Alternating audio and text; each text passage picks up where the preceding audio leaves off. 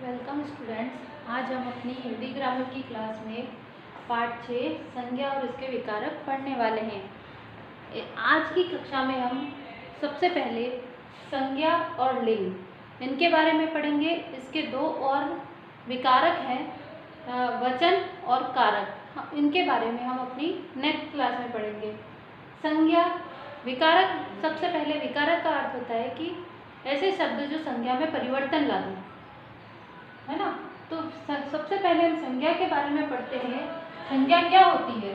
किसी व्यक्ति, वस्तु, स्थान, प्राणी या भाव के नाम को हम संज्ञा कहते हैं। ठीक है, हम जानते हैं कि किसी का भी नाम जो होता है वो संज्ञा कहलाता है। संज्ञा के भेद: व्यक्तिवाचक संज्ञा, जातिवाचक संज्ञा और भाववाचक संज्ञा। 3 प्रकार की संज्ञा है: व्यक्तिवाचक, जातिवाचक और भाववाचक। व्यक्तिवाचक संज्ञा में किसी विशेष व्यक्ति या वस्तु, स्थान का बोध होता है, और जातिवाचक संज्ञा में संपूर्ण जाति का बोध होता है।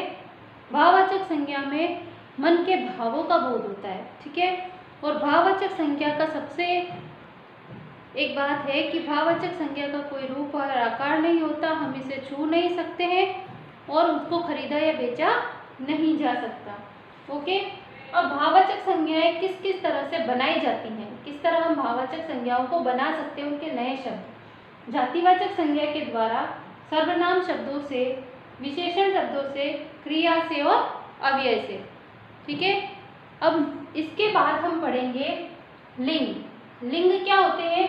स्त्री या पुरुष जाति का बोध कराने वाले जो शब्द होते हैं वो लिंग कहलाते हैं। और लिंग जो होते हैं वो 2 प्रकार के हैं, पुल्लिंग शब्द और स्त्रीलिंग शब्द। पुल्लिंग शब्द वो होते हैं जो पुरुष जाति का बोध कराते हैं, और स्त्रीलिंग शब्द स्त्री जाति का बोध कराते हैं। इसी चीज को हम विस्तार से यहाँ पढ़ते हैं। आइए अपनी बुक से हम चैप्टर एक्सप्लेन करेंगे। देखिए, यहाँ ये पैराग्राफ दिया गया है, इसमें जो शब्द हैं वो उसमें व्यक्तिवाचक संज्ञा भी है, वस्तु का नाम भी है, स्थान भी है और स्थान भी है, भाव भी है। ठीक है, और जो संज्ञा है उसके 3 भेद होते हैं: व्यक्तिवाचक, जातिवाचक और भाववाचक संज्ञा।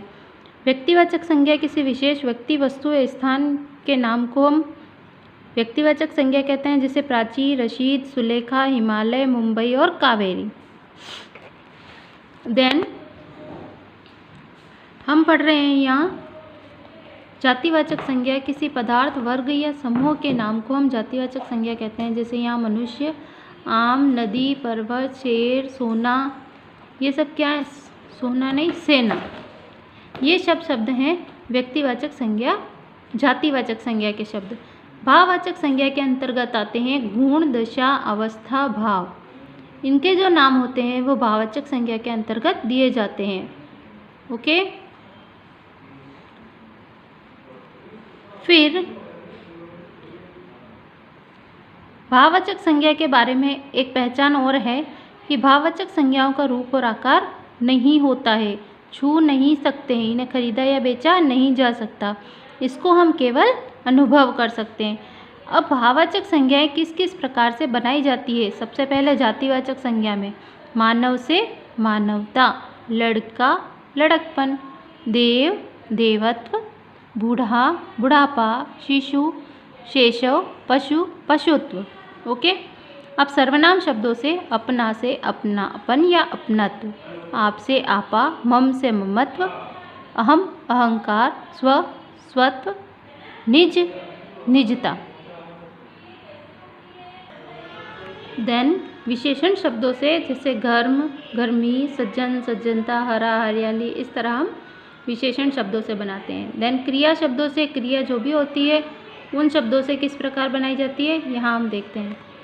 फिर है अव्यय से निकटता, दूर से दूरी, शीघ्र शीघ्रता, वाह वाह वाही, धिक से धिक्कार, समीप समीपता, मना मनाही, शाबाश शाबाशी। इस तरह से हमारा ये जो संज्ञा वाला पार्ट है वो कंप्लीट हुआ। आपको इसकी बुक एक्सरसाइज अपनी प्रश्न नंबर 1, 2 और 3 अपनी बुक में करना है। देन हम पढ़ते हैं लिंग। बेटा, लिंग जो होते हैं वो क्या होते हैं? जैसा कि मैं आपको बता चुकी हूँ कि स्त्री या पुरुष जाति का जो बोध कराते हैं वे शब्द लिंग कहलाते हैं। और जो लिंग होते हैं वो 2 प्रकार के हैं, स्त्रीलिंग और पुल्लिंग। अब किस किस तरह से यहाँ पर स्त्रीलिंग और पुल्लिंग शब्द से किस तरह हम स्त्रीलिंग बनाते हैं, देखिए यहाँ आ प्रत्यय जोड़कर छात्र से छात्रा, वृद्ध से वृद्धा, आनी प्रत्यय जोड़कर नौकर से नौकरानी, आइन जोड़ेंगे चौधर चौधरी चौधराइन, ठाकुर ठकुराइन, इका प्रत्यय जोड़ेंगे तो गायक गायिका, नायक नायिका, ई प्रत्यय जोड़ेंगे जहाँ पर अ और आ से अंत हो रहा है, पुत्र पुत्री, बकरा बकरी, ब्राह्मण ब्राह्मणी, देव देवी। फिर ईया प्रत्यय जोड़कर गुड्डा गुड़िया, चिड़ा चिड़िया, बेटा बिटिया। फिर इन प्रत्यय जोड़कर लुहार लुहारिन, ग्वाला ग्वालिन, माली मालिन, सुनार सुनारिन। इन्हीं प्रत्यय जोड़कर किस तरह हम चेंज करते हैं, स्वामी स्वामिनी, अभिमानी अभिमानिनी। नी प्रत्यय जोड़ेंगे मोर से मोरनी, भील से भीलनी, मती और बती जोड़ेंगे श्रीमान श्रीमती, आयुष्मान आयुष्मती, बुद्धिमान बुद्धिवती, रूपमान रूपवती। ओके। अब कुछ शब्द ऐसे होते हैं जिनके आगे हम मादा लगाकर उनके स्त्रीलिंग शब्द बनाते हैं, जैसे खरगोश मादा खरगोश, चीता मादा चीता, भालू मादा भालू, भेड़िया मादा भेड़िया। अब जो शब्द नित्य स्त्रीलिंग होते हैं उनमें नर जोड़कर हम लिंग बदल सकते हैं, मैना नर मैना, कोयल नर कोयल, नर यानी पुरुष। ठीक है। कुछ शब्द पुल्लिंग ऐसे शब्द भी होते हैं जो बिल्कुल भिन्न बनाते हैं, जैसे माता पिता, ससुर सास, शाह बादशाह बेगम, राजा रानी। अब कुछ शब्द ऐसे होते हैं जो हमेशा ही पुल्लिंग होते हैं, कुछ अपवाद होते हैं इनमें।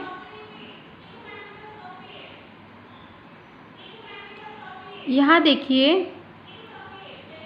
दिनों और भारतीय महीनों के नाम, पर्वतों के नाम, वृक्षों के नाम, धातु या पूर्व पदार्थों के नाम, सागरों के नाम, शरीर के अंगों के नाम, महाद्वीपों और देशों के नाम, फलों के नाम, अनाजों के नाम, रत्नों के नाम, आपन इनके पीछे जो आता है अक्षर के इनसे जो अंत होगा उनसे हम लिंग, ये क्या होते हैं शब्द, हमेशा पुल्लिंग शब्द होते हैं। ठीक है। अब हमेशा स्त्रीलिंग वाले शब्द कौन से हैं, नदियों के नाम, तारीखों और तिथियों के नाम, भाषाओं और बोलियों के नाम, छोटे बर्तनों के नाम, कुछ अंगों के नाम, खाद्य पदार्थों के नाम और इकारांत तत्सम शब्द। ठीक है।